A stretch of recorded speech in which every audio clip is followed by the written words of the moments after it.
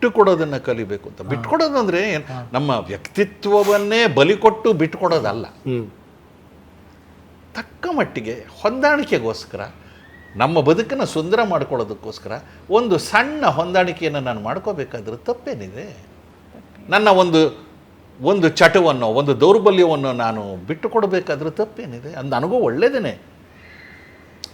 ನಾನು ತುಂಬ ಪ್ರಾಮಾಣಿಕವಾಗಿ ನಾನು ಒಪ್ಕೋತೀನಿ, ನನಗೆ ಇಸ್ಪೀಟಾಟದ ಹುಚ್ಚಿತ್ತು. ಆದರೆ ಅದರಿಂದ ಇವಳಿಗೆ ಘಾಸಿ ಆಗ್ತಾಯಿತ್ತು. ನೊಂದುಕೊಳ್ಳೋಳು, ನನ್ನ ಇಷ್ಟ, ನಾನು ಮಾಡ್ತೇನೆ ಅಂತ ನಾನು ಹಠ ಸಾಧಿಸ್ಬೋದಿತ್ತು. ಆದರೆ ಎಲ್ಲೋ ದೇವರು ಒಳ್ಳೆ ಬುದ್ಧಿ ಕೊಟ್ಟ ನನಗೆ. ಇವಳಿಗೆ ನಾನು ನೋವು ಮಾಡ್ತಾಯಿದ್ದೀನಿ, ಇದು ತಪ್ಪು, ನಾನು ಇದನ್ನು ಬಿಡಬೇಕು, ಆಸೆನ ಬಿಟ್ಕೊಡ್ಬೇಕು. ಅದು ನನಗೂ ಒಳ್ಳೆಯದೇನೆ ಅದರಿಂದ. ನೈಸ್.